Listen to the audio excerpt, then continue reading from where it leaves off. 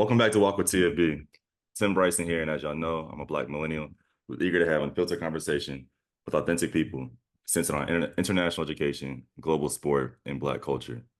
This conversation has been a long time in the making. We did a kind of pseudo conversation back in April or May during the summit, and I'll let the people know right now. I actually found out about this person about a year ago exactly. I was in Morocco. There was an article that dropped that said it might be was it Europe's biggest Indies Colts fan, I believe it was. That's right. That's the one. And Yeah. I'm like, who is this guy? Who is this guy? Over the last year, I know this guy to now be George on sports. And George is a sport and lifestyle personality, creator, host, and former UK running back. All the things that we'll get into on this episode. Without further ado, y'all help me welcome Big George, man. How you feeling, homie? I'm good, man. Like you said, it's been a long time coming. I appreciate you having me on the show. Great intro. Pretty much covered everything off the top. But yeah, man, it's funny. It's funny you say that because that article for me was everything, man. Honestly, like I woke up the next day and I was like, what? Like who did that? Who wrote that? Like, where'd that come Yeah. from? And I was in Germany at the time covering the Colts. Obviously, they took on the Patriots in Frankfurt. And there just happened to be a guy there by the name of Joel, and he worked for the IndyStar and writes about the team, etc., etc. And we had a brief conversation, and I didn't know it was going to turn into that. So when I woke up the next day and was like, I dig that, I can roll with that for sure, man. So no, this is exciting. We got a lot to get into for sure. Well, before we get into it, not just more about your story, but also some of these, I guess trending topics that are happening right now in the NFL. I live in the United States, okay? And obviously this league currently is based in the United States, but definitely gonna expand. How the hell do you get all this merch? Like you get this exclusive merch that like I ain't never seen this, yo. Like where are you getting this You know from? what? I will give you some free tea right now. So I bought this. I bought this from, you guys must have Vinted. You heard of Vinted? Yeah.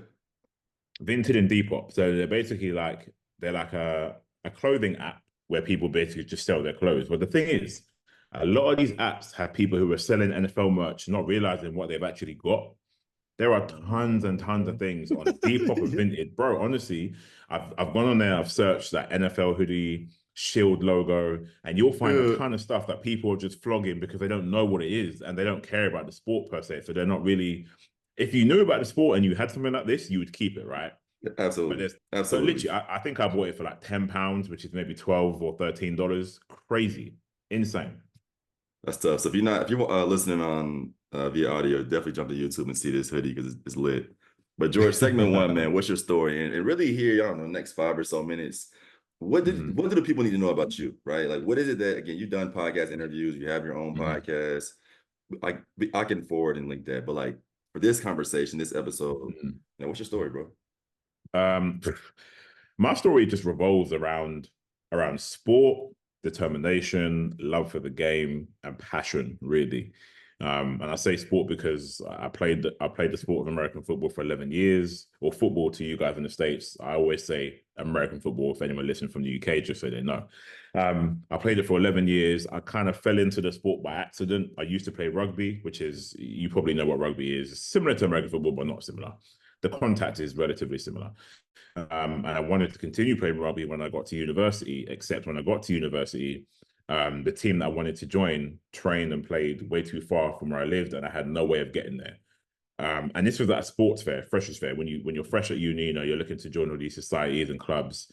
So the next best thing that I could see was this stand and this table and this bunch of cheerleaders and helmets and shoulder pads and awards and highlight tapes of people being knocked out and scoring touchdowns and celebrating. I was like, what the hell is this? And then I discovered it was American football. So I said, well, I still get to run. I still get to hit people legally. I still get to celebrate and score touchdowns. Let me join. And that was it. I joined in 2010, played for 11 years, and instantly fell in love with the sport like no other. I'm a hardcore soccer fan as well, but equally as hardcore for the NFL. And my story goes from playing for 11 years as a running back to falling in love with the game and wanting to promote the game worldwide. So we started promoting the game here in the UK. We had a platform called X's and O's, where we basically, it was myself and a bunch of guys who played together on the same team. There was about 7 of us. And we basically, let's say you play a game of basketball, NFL, whatever sport it may be. At the end of the game, when you're in the locker room or you're in the changing room, naturally, the first thing you do is you talk about the game. You talk about what happened, what went wrong, what went right. And that led us to essentially locker room talk. That led us to then create the podcast where we were spreading the game about American football in the UK to the UK.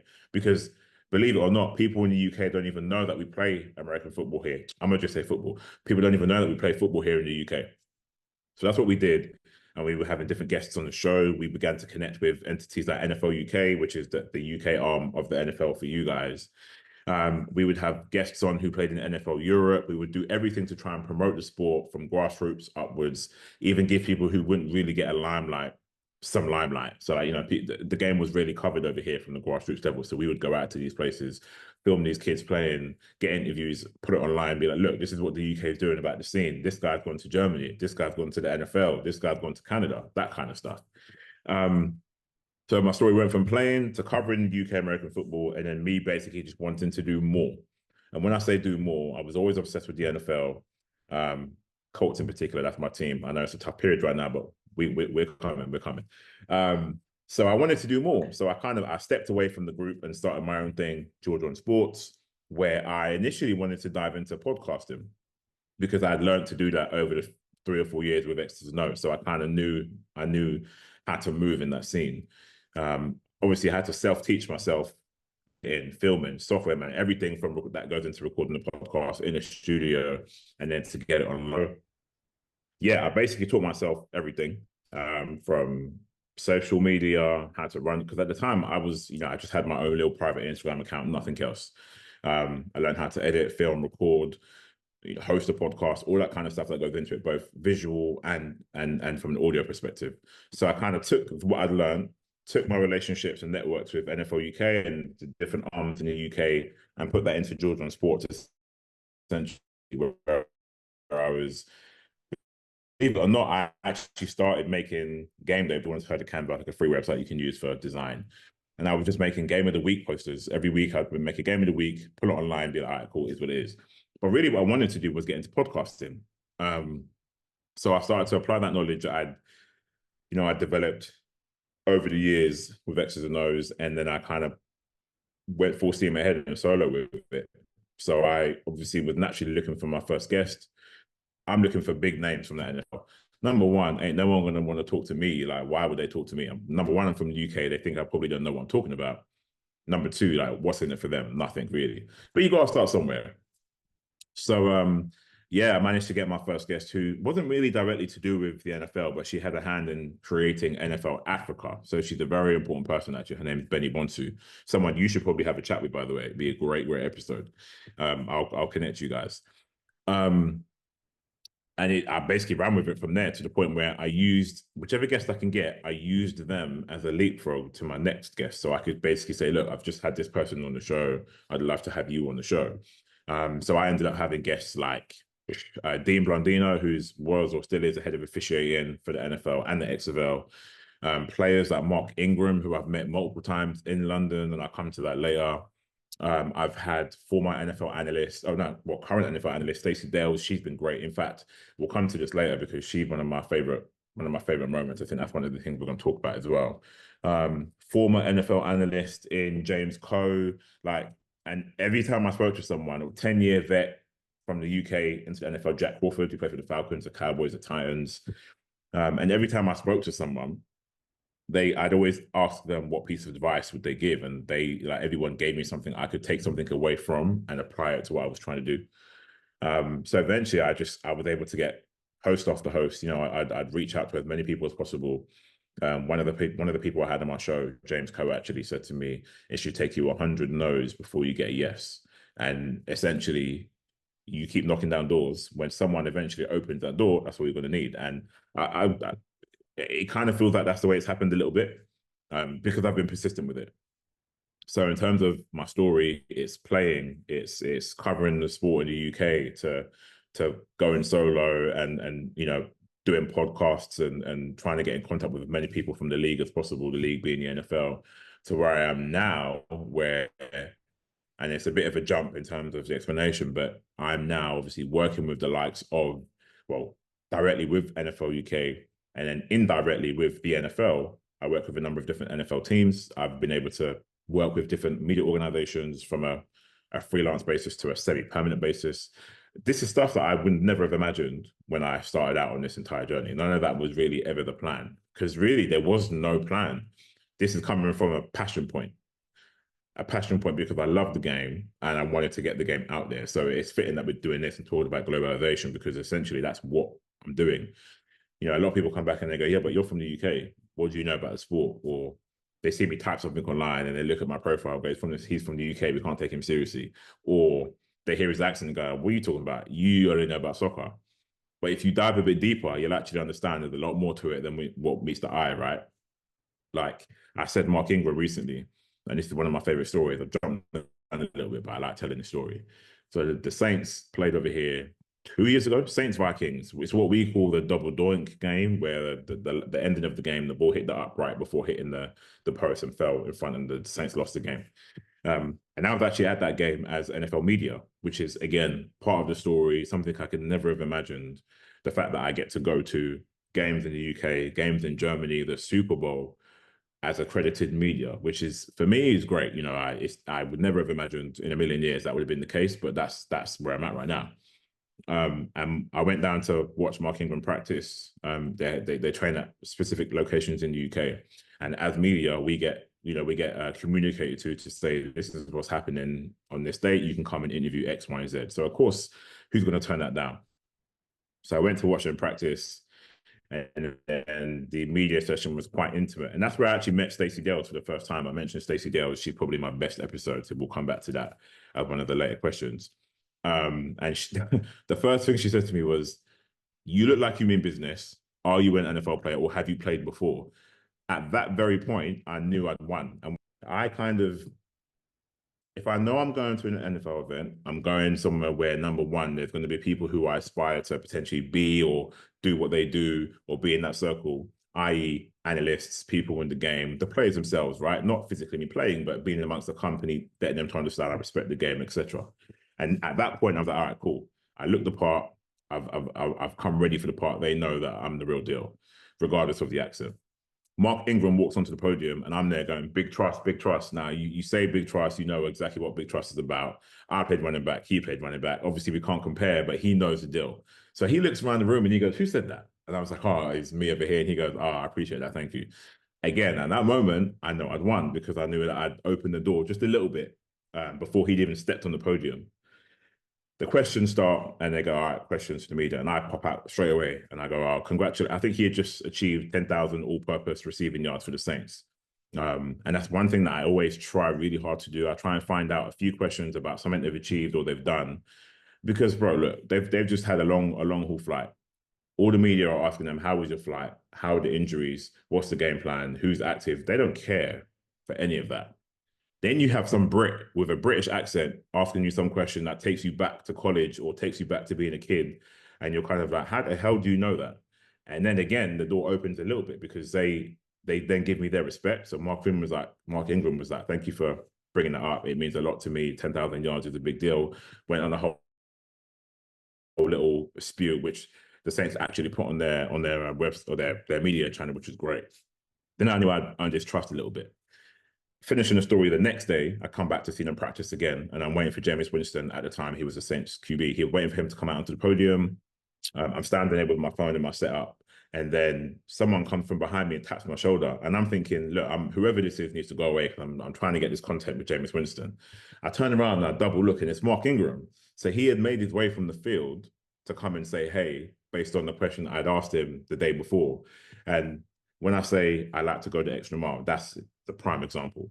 And fast forward, I went to my first Super Bowl this year in Vegas. Who was one of the first guys that I saw at Media Row? Mark Ingram. What did he do? The guy comes over, he daps me up, and I ask him, can I get him in my content? He's like, absolutely, whatever you need with family. That for me, like, I started playing ball in 2010. I started Jordan Sports in 2021.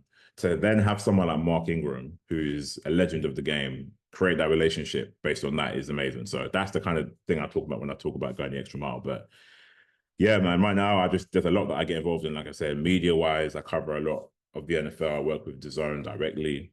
I work with NFL UK. I've worked with the Jacksonville Jaguars and the Vikings. We'll come on to the Vikings later on as well. They've been a great organization over here. to podcasting. My podcasting tends to happen more in off season when a lot of the players and personnel and personalities have a bit more time, which makes sense because during the season there's a lot going on. So, but basically anything that's NFL related in the UK or possibly Europe, you more than likely to see me there. No, 1000%. And anyone who's not currently following you, I mean, I've told my people, yo, follow George on Sports for about a year now. But I'm like, if you still aren't following George on Sports on Instagram, definitely make sure you do so. We're going to jump to segment 2. And you already kind of touched upon some of these moments a little bit. And of course, you make content, right? You're interviewing folks, whether do, social content and/or podcasting, et cetera. But competition is also very important in expanding the game and growing the game. Unfortunately, thanks to you and Lazy Boy UK, I was able to go to the last London game this year, which I'm very excited about. But I'm curious to hear more from your perspective, right? Because you played 11 years in the UK. Now you're covering it and as a media creator, personality, et cetera. But what role do you think the NFL London Games is playing in helping to grow American football across the continent of Europe in particular? Honestly, I think it's a huge. They play a huge part, a really, really big part. And I've been fortunate enough to be at the last maybe 4 or 5 years of games as media, that is. Honestly, there's no words that can really sum it up because they've been doing this in the UK for over 10 years now. And every single game, regardless of it being at Tottenham Stadium, which is one of the newest stadiums, or Wembley Stadium, I think. I know you were at Tottenham, right? Yeah. Wembley. Okay. Regardless of what stadium it's at, it's always a sellout, number one. So I mentioned at the start about people not knowing about, UK domestic leagues. But if you ask them about the NFL, you'll find there's a hell of a lot more fans than people realize. And everyone seems to know everyone. It's a really small community. But in terms of how the UK is helping in that particular field, monumental, because the pool of the sport itself just continues to grow every single year. And that naturally feeds into the want and the competitiveness and the let's have a game here in the NFL. Because you go all the way down to the NFL Academy, somewhere I know you went in Loughborough, you got to see firsthand. That's a relatively new program. That wasn't around when I was 16 to 19 at all, because I would have been on it all day, every day, where you're giving these kids opportunities to make it to JUCO, Div 1, Div 2, Power 5 colleges to play ball for a living is incredible. And that trickles downwards as well as upwards. It trickles all the way down into flag football, which is, again, it's in the Olympics in LA 2028, which has never happened before. And that just goes to show you how far the sport has come. I mean, if you want to go even further, of course, there was NFL Europe, and obviously that died for different reasons, but the come up is absolutely there. And when the rest of Europe are seeing what London does with these NFL games every single year, we had 4 games at one point, we're back down to 3. But every single one is an event. Every single one is an atmosphere. Every single one is a sellout. Fans of all 32 teams come to watch. And they're onto something. They are, because not only is the want to watch it, but the sport itself is growing physically from flag all the way through to contact onwards. And now you've got other countries announcing their commitments. Spain for the first time next year. We had Brazil earlier this year. Germany had a game which I was at, which was the streets, the city on fire. We're gonna stop right here for a second because I want you it's impossible to really tease out because you're both a fan, former player. I mean, so it's all together. But help us, including myself, understand the difference in sport culture, fan culture between England and Germany in particular. Because you were at both. You've been at both. So how would you describe? I saw the England joint. I'm like, yo, this is actually crazy. Not been to Germany yet for a game, but how would you describe the difference between the two? All right. So for some reason, this one always, sometimes people like to stand on eggshells with it because they think about the UK as being the best and only place in Europe for the sport. It's not about that. It's about having the sport throughout. So you talk about Germany. The first thing to know about Germany is they have an incredibly successful domestic playing league, the GFL, and it's been running for years on end. And they have, people sometimes don't like to hear it, but naturally they have a bigger NFL fan base than the UK does. I mean, obviously, you look at the size of the countries alone. They have a huge fan base. You pair that with the successful domestic league they've had for so many years, you get an explosion of the sport from playing through to the NFL. You have Germans in the NFL. So when it comes to the fan bases, I mean, London is special, the UK is special. It has its own vibe, its own atmosphere, its own culture, and that you've experienced that, you've seen it firsthand. But being in Germany, I missed the first game in Munich last year when it was, I think, Tom Brady versus Geno Smith. I was at the Frankfurt games last year for both games, the Miami Dolphins and the Kansas City Chiefs, which was Tyreek Hill's first game against Kansas City with the Dolphins, out of that game. And then the second game was the Colts Patriots game. I'm a Colts fan, so there was no way I was going to miss that. I was at that game too, and that was in the city of Frankfurt. And like you rightly mentioned, I was at this game in Munich for the only one game they had this year, and that was the Panthers and the Giants. The comparison, I think, is quite stark in my opinion. I feel like because, and I think this goes off the back of the domestic league, the awareness and the atmosphere just literally everywhere we went.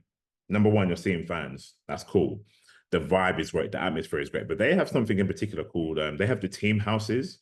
So everywhere we went, bearing in mind the Giants and the Panthers were playing, you had a Panthers house right here. You then had a Seahawks house right here. You had a Colts house, a Kansas City Chiefs house, a 49ers house, a Packers house, a Giants house, a Patriots house.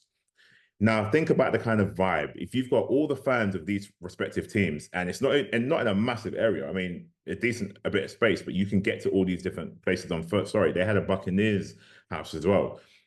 They had all these places you can just go to on foot. Knowing that you've got an NFL game on a Sunday, we were there from the Thursday.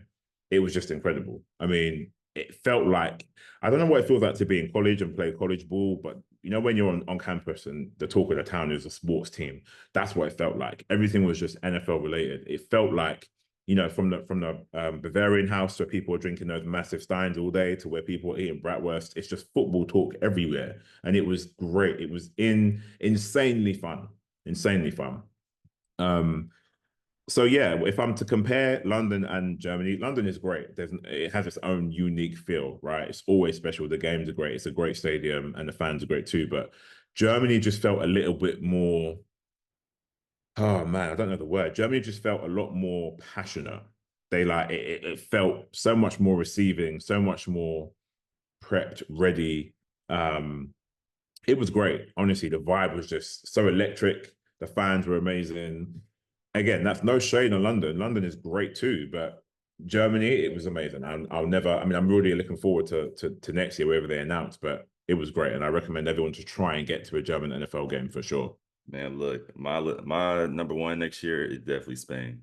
Spain and Mexico City. I know you commented too. I'm like, yeah, I gotta go. Vamos. You said Mhm. vamos? Honestly, man, the Spain one is because luckily I was in Vegas when they announced it. So I went to the press conference where they announced Spain. And I was just like, this is they've just renovated the Bernabeu Stadium as well, so it's hmm ready. It's pretty much NFL ready right now. Yeah, hmm that's going to be great. It's gonna be insane. But you're thinking that's what we're thinking about before we jump back into this content creation space. Like there's a not a balance like per se, but like American football is growing globally, right? And it's Yep. obviously intentional investments, yada yada yada. But then there's also this, I would hope like this promise or commitment to like the local people to be like, yo, how do we still get our flavor, our touch alongside this American thing? So you're Hmm. thinking about again, was that London Games, and I saw the Jaguars, I forget what it's called, Jaguars tailgate, the Roar section. They Yeah, had that's it. they had UK beers there, England beers there. Mm. Walk in the stadium, it's freaking, I think it was Bud Light. I'm like, yo, whoa, whoa, whoa, whoa. Why is Like, that happening? I Yeah. would have loved to have some local beer inside the stadium, but obviously licensing everything else. But you're thinking Yeah. about growing the game, whether it be in England or whether it be in Germany, I like the houses piece, or whether it be in Spain or Brazil Mm. or Mexico. Like from your perspective, like what can these countries do, right? The local community do to ensure that yes, we're welcoming American football into our space, but this is also right. This is also Munich or Frankfurt.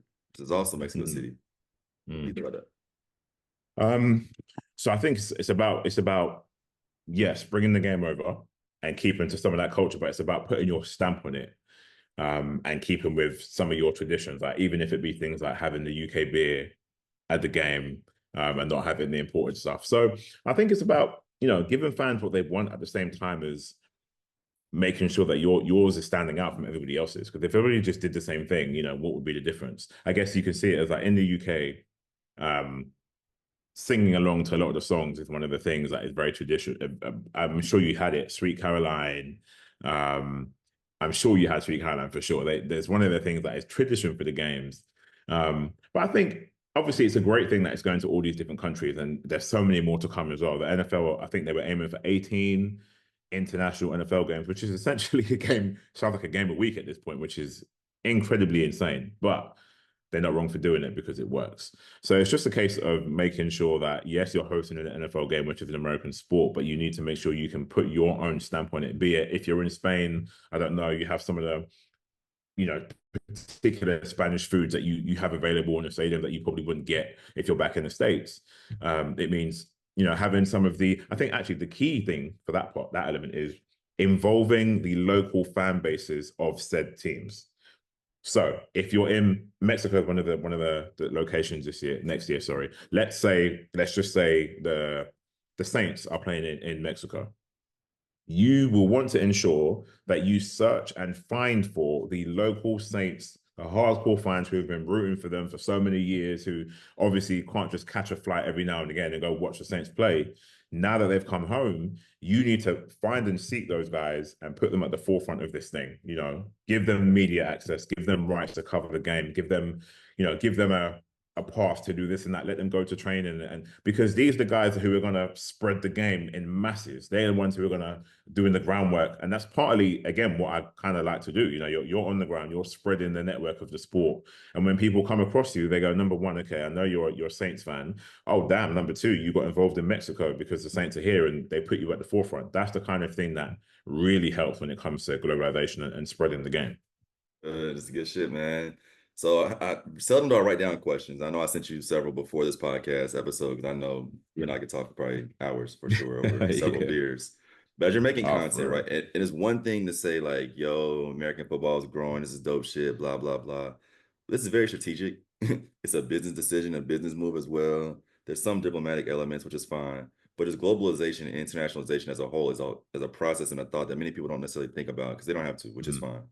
So as you're Mhm. interviewing guests, whether it be for content for your pod or even social, what strategies do you use to make the complexities of what globalization is, like both accessible and engaging for an audience that may be new to a sport like American football? So I think whenever I do one of these podcasts or shows with someone from the States, for example, and we're talking about globalization, again, it's always obvious that aside from those who are, the analysts, they know a bit about the globalization of the game, from the London games to German games, etc. Um, but I think it's important to always make sure, like I normally do it at the end of the show, for example, like if I film the show, I'll hit stop. Then we'll have a conversation about the US and the UK, because what I find is they always have that question for me. They always talk about, so you're in the UK, by this point they've learned that I've played. Then they're questioning, how did you even get involved? Like, how did it even start? I didn't realize it was that much of a thing over there. Because by the time we've had our conversation that we've recorded, the questions that I've asked tells the guest that, okay, he knows some of what he's talking about. And obviously, once we're done recording, I cut it all down and relax a bit, and we just have an open chat. And it's like they're kind of then genuinely intrigued. It's like, how did this even come about? Like, how do you're wearing NFL merch, you're talking the talk, you played the sport, you've been to places over here where I've covered games per se. And it's at that point then you kind of talk about the bridge and link the bridge. And by that, it's like having conversations with guests. Well, we have a domestic league that's run here for over 20, 30, 40 years. Um, these are some of the names that played over here in Europe and the UK who went on to coach in the NFL, because there's plenty of them. These are guys in the NFL and college football right now who I personally know or were playing, domestic UK ball a few years ago, 3, 4, 5, 6 years ago. Because otherwise the conversation could easily just steer to, if I'm speaking to someone from the US, it could easily just be a conversation about the NFL, US, nothing else, not paying any attention to the fact that I'm not from the US. I'm clearly from the UK. I don't sound like anyone from the States. And naturally I could have avoided that whole intrigue. But I think that's an important part of the conversations that we have, especially when it comes to globalization, because you guys are probably so used to seeing people who talk about the sport and involved in the sport who are US local to you. It's probably not that often that you come across people outside of the US with a passion like mine or like somebody else's. Like plenty of people that I know from different countries around the world who invest the time, sacrifice a lot to be this involved in the sport at this level. So I think it is so important to keep that global element alive, because the connections can do so many different things. And I think you're seeing it's becoming a lot more of a thing now with the NFL getting involved in so many places worldwide. And there's a reason for it, because it is there. There are people outside of the US who have that want for the sport. So the global aspect and keeping that alive between all of these different locations is pivotal, really. This is a good segue because I've always said to others that if you want to go global, make it personal. Make it Hmm. personal. You want to go global, make it personal. And what we've seen over the last maybe what 24 months now is the NFL become more personal in how they amplify and follow the stories 100%. of international players and coaches, international players and coaches in the NFL, whether it Yeah. be the International Player Pathway Program, the practice squad slots. Yeah. Oh boy, from what is it, the Wells, the Lewis Reese Zammit thank you, with following the him. I'm Jags like, now. Yeah. to me, it's strategic. It's like, yo, like if you want to grow the game, you want to increase your, Exactly. you might want to get one of these international players on your team. To be honest. Exactly. And that's it really, because if you think about it, if that's the NFL, it's a I want to say a win-win, because you're showing these places that we're invested in you guys. We're Hmm. invested. Naturally, the people who are following the sport in these countries are going to go, oh, that's different. I'm gonna come straight over, and then you get the mesh, right? It's honestly it's crazy, because you mentioned about people in the NFL. Hell, we got a defensive coordinator of the Seahawks. It's from London, born and bred, and he is the DC. So his name is Aiden Dirty. Great, great, great, great guy. Yeah, he is. If you look up everyone do this right now. Everyone do this right now. Google or whichever other platforms you use and type in Seattle Seahawks defensive coordinator. The name that comes up is Aiden Dirty, and he is born and bred UK guy, played in the UK, coached in the UK, played in NFL Europe. So he helped to set up the IPP program as well, and he's so the name F.A. Obada, who plays for the Washington Commanders right now, another guy from the Hmm. UK. Aiden Dirty was instrumental in that happening. Instrumental. And I'll go as far as saying, if not for Aiden Dirty, I don't know if FA would be in the NFL. Mm. So you talk about, that link of the internet. It's Wow. happening already. It's, first DC to be from outside of the States. And that's crazy. And by the way, they obviously just won whenever you're watching this. They just beat the Cardinals, I believe it was. So them not doing something good. They're doing pretty solid. So game content is important. Yes. Attendance at games is important. But the one thing that I've struggled with, and I was over in London in particular, it's hard to watch a freaking game, bro. Like, Hmm. and obviously, again, I Yeah. know there's global marketing rights and everything else that comes along with that. But and I know there's obviously pirated websites that people, may choose to use as well. But for those who do want to follow the game, like, are they Yeah. going to Georgia on Sports? Are they going to the Zone? Like, where are they Yeah. consuming content to continue to stay connected? Sunday to Sunday or Sunday to Thursday. Yeah. So I think the easiest and first and foremost way that people probably do it is social media. And this isn't so much of watching the game itself. This is just keeping to the know of, the highlights and the go-to day-to-day news story. It's probably social media. But again, if you're a fan of the sport, you watch the games. And if you watch the games, you need somewhere to watch the games. And if you're in the UK, like you said, it's not as easy to do. And that's because whilst the sport is growing over here, it's not our number one, number two, number three, number four, or number five sport. So it's not a priority to show the games. Having said that, there are a number of platforms. So Sky Sports being one of the biggest platforms in the world. If you have a Sky Sports subscription, you can watch the NFL games. The only issue is that Sky don't have rights to all the games. So you'll either get one or two games and then you'll get Red Zone, which is obviously the highlight show. Red Zone is obviously quite good, but if you're a dedicated fan, you want to watch your team. So it's a number of streaming options. This is what it comes down to. The biggest one is DAZN, NFL DAZN on NFL Game Pass on DAZN. And they essentially host NFL Game Pass. And NFL Game Pass is an app where you can watch Red Zone, you can watch every single game live or on demand. You can download, you can multi-screen, you can do everything that you guys can do, but on an app that's not available to you guys in the US. So NFL Game Pass on DAZN is probably the biggest subscription option you can get. It gives you all the sports, all the news channels that you guys get, so NFL Network, NFL Films, all of that stuff on the one app. You can watch games condensed, all that kind of stuff, Coaches Film 22, all that. And that's the biggest way to watch it. But when you're out and about, most times, if you want to watch a football game or a rugby game, you can go into your local kind of sports restaurant or sports bar to watch it because it will be on. But if there's an NFL game on, it won't be on because again, it's not the number one, two, three, four, five sport. So there are specific locations dotted around the UK that are dedicated to showing NFL games, and you have to kind of find them out. Mhm. But otherwise, you're looking to a Sky subscription, so like satellite. I guess you guys go for something like satellite, or you Mhm. go for NFL Game Pass on DAZN, which is a streaming app which has pretty much everything. But you're right, it's difficult. But that's what I mean. When the times that I've come over to the States, everywhere I've gone, there's either college football one or football Yeah. one, and for me, that is everything. Yeah, That's all I want man. to see. But you come Yeah. over here, you're not going to find it anywhere. You won't find it Yeah. anywhere. No, you're not. A few more questions as we wrap up this conversation. So I know alongside NFL helping to grow American football, there's also college football and NCAA football as well. Are you starting to see more interest in folks, either choosing a team or following different athletes, especially with the academy athletes coming over as well? Oh, massively. I think there's so many things. College football, I mean, you got the NIL deals as well, which go, Hmm. it plays a big deal in what people see because these companies are using these guys, obviously paying them fairly and rightly too, but to promote.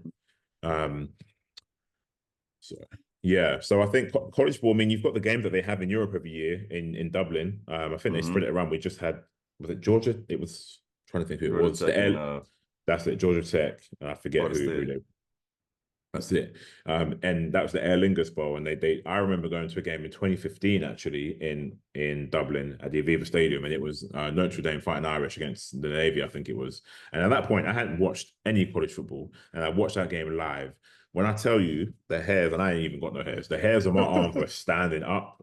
Like seeing now I know them as the gold helmets and the fighting Irish. Yeah. I didn't support a team, but from that game onwards, and I don't watch it religiously like I do the NFL, but when I do watch college ball, I'm watching the Fighting Irish. I'm rooting for the Fighting Irish. There's so many guys in the NFL from the Fighting Irish. Cole Kmet, tight end for the Bears. Tons of Kyron Williams, I believe, as well. There's running back for the Chargers. Sorry, the Rams.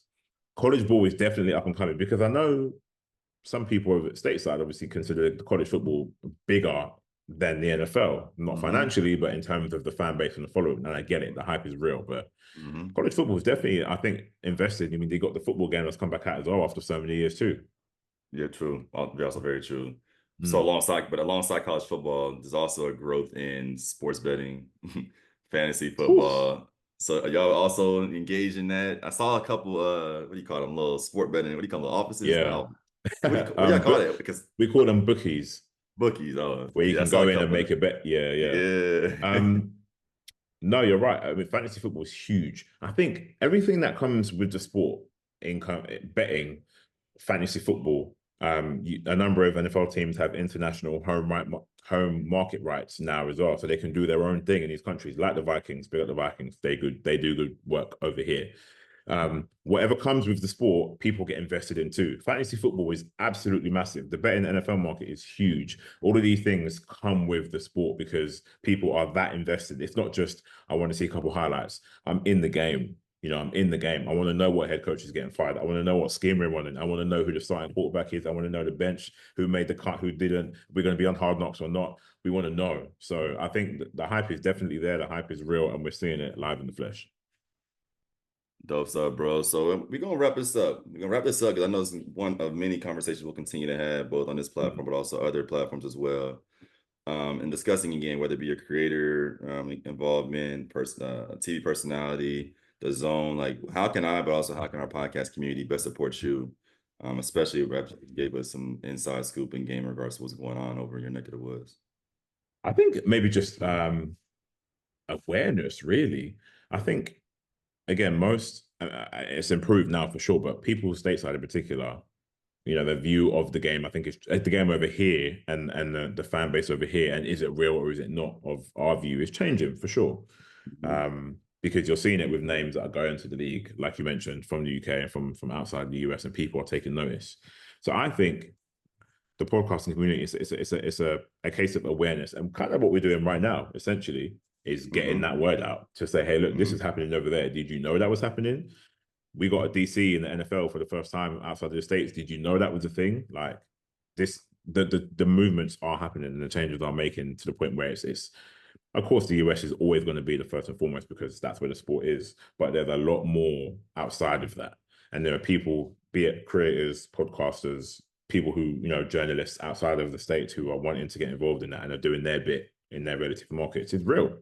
And it's through things like this that people then discover it and find out about it. Because I've done podcast episodes before where let's use Stacey Dale as an example, because she's obviously a high profile analyst in the NFL, sideline reporter, people know who she is. So for me, that was amazing. I wanted to get her on the show, managed to get her on the show, and that was great.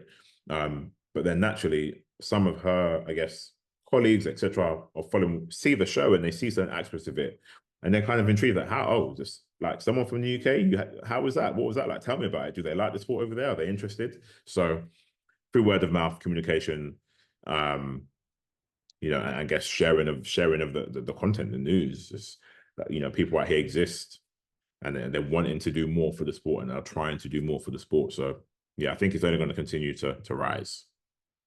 No, most definitely is, man. And before you jump, one, I want to say thank you for your time, I expertise, appreciate it, man. knowledge. But you're not gonna leave without a few quick responding questions that you have to answer with All your right, first impression, bro.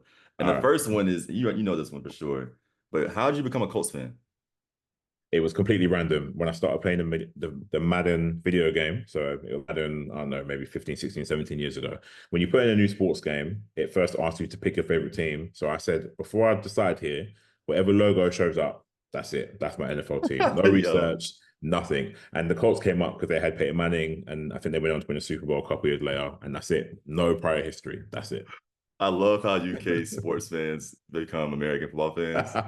That's how I was with Yeah, EPL, bro. I was choosing the team this year, and I chose really. Arsenal. I'm an Arsenal fan. Ah, come on. You picked the right one. You picked the I'm right a, one. I'm an Arsenal fan. Question number That's, two: who's yeah. winning MVP this year?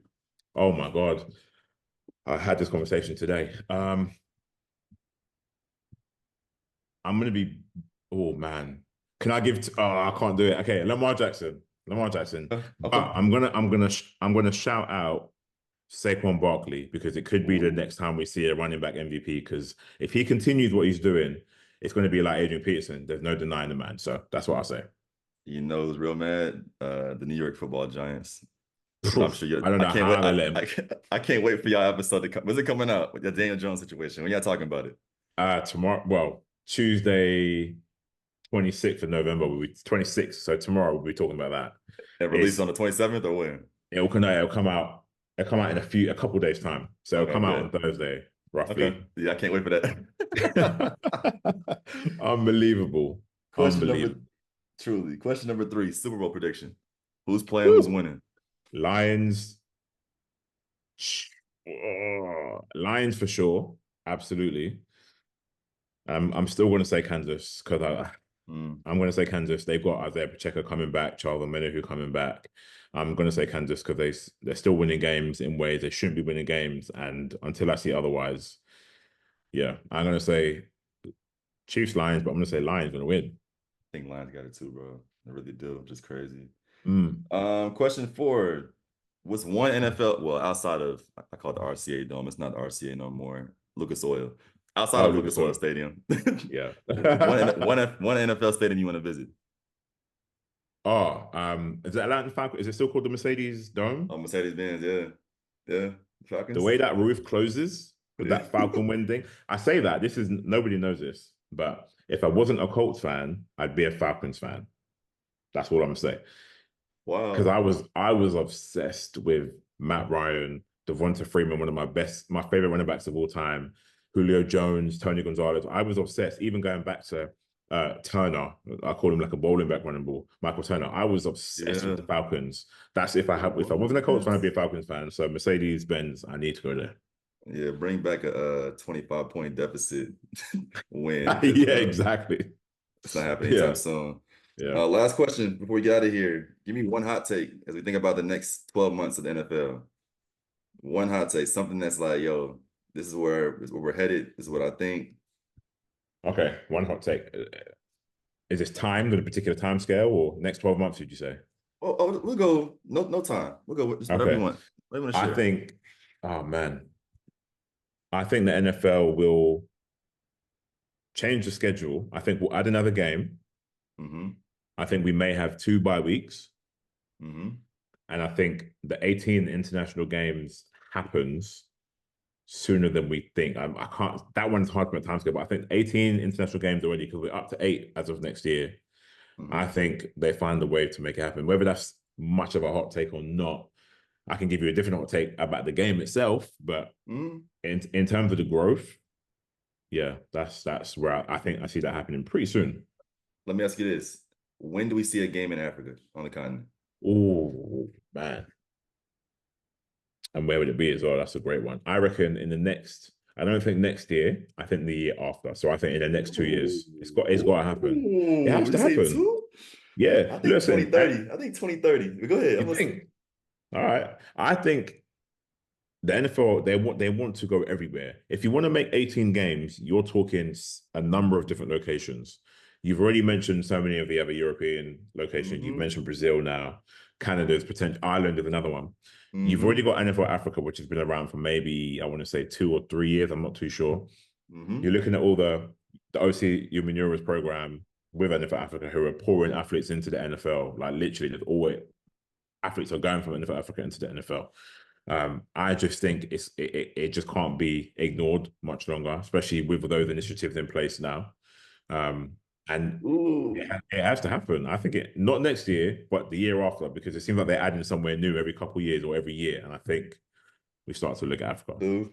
I think it'd be Australia. I think Australia would happen right before Africa. There was that talk, but logistically, you're I don't talking know. Yeah, it got to be two LA teams or two West Coast teams for sure. mm, because that's I might. crazy. It's wild. Who else we need to get on the show? Anybody over in the over in Europe? Say again. Who else I need to talk to over in Europe? Oh man. Okay. So definitely I mentioned Benny Bonsu, the Oh one yeah. who helped to create NFL Africa. That'd be a great episode. Anyone in the UK? Anyone in the UK? You've been to Loughborough, obviously, for the NFL Academy guys. Um, try to think of some names. Oh, Shininga from Big. It's a guy called Shininga from Big Kid Foundation. So basically, what he does is he runs an organization for the younger generation where they it's through flag football essentially. So everything Mm, stems through flag football. They got a local league and they do a lot of good charity work in the UK, and a lot of their younger athletes then go on to bigger and better things essentially and great opportunities, be it work or in the sporting life. And he does things all over the world. So like they go to Pro Bowl every year. They're going to the Super Bowl this year where they go and compete and take teams. They can talk a lot. And in fact, NFL flag in itself, I think for the first time a couple of years ago, they had a Nigerian team, they had a Ghanaian team, they had a mm, teams from everywhere, and he was there mm-hmm. out with the UK team playing against these people, and he documented so much of this, and it was crazy to see. In fact, his content was really interesting to see. Like he was in Vegas or even Arizona the year before that, and you're seeing Team Ghana, who number one look completely different to everybody else, but are there absolutely boarding out their minds. They were like top three. And just seeing how the different cultures behaved and how they moved was really, really interesting. And that's just you got all these different nations in one place playing this sport, and that's how they all connected. Yeah, he's a good person to speak to. So Shaninga from Big Kid Foundation. So I'll give you his details. I'm trying to think who else. I might have to put like a list together, but Shaninga for sure, definitely. It's all love, man. Hey, I appreciate you. I will be back, and I know you'll be Of coming back course, over man. here. Yeah. You have not been to Lucas Oil yet, right? No, man. I've got Okay, to make it 20. happen. You're Yeah. 20. What years is 20? You're 25. Yeah. And I've also I've entered the international fan of the year. I think I've got a decent shot at winning. And if I This do, year? yeah, so if I do win it, then I'll get I mean I'm going to the Super Bowl, but I'll get like everything's paid accommodation for the Super Bowl. What? Then I get to go to the draft as well and announce a pick in Green Bay, which is crazy. They did it last year. Did What? you know they started it last year, International Fan of the Year Yeah. for each team. So there's a German guy that got picked for the Colts. I saw what he got to do. It's crazy. So like it's a thing, man. So I applied for it this year. Fingers crossed I get it, because if I get it, it's Super Bowl and the draft. But you Crazy. gotta go to Lucas Oil, man. I'm telling you, you have to go to Lucas Oil. Yeah, I do for sure. Definitely. I have to make it happen. And when I do go, I'm gonna try and approach it because I know the comms team. I'm gonna try and approach it from look, I'm a super fan. I've met all the Uh-huh. team, I've met the squad, let me cover it. Give me a better access. Because that would be Yeah. crazy. That'd be Yeah. crazy. Yeah. Insane. It's also a nice venue for sure. Yeah, man. Bro, I Definitely, appreciate you, definitely. man. Thank Can't you wait for to having me, share this man. episode. For everyone else, make sure y'all tap in with George on Sports again. Follow him on Instagram. It'll be in the link to this podcast episode as well as the description on our Instagram as well. I told you we rolling the season. Season 6, we getting better, bigger, further. And people like George are helping to push that cause along the way. As always, it's happening. It's here. We're walking. See y'all next week. Peace out.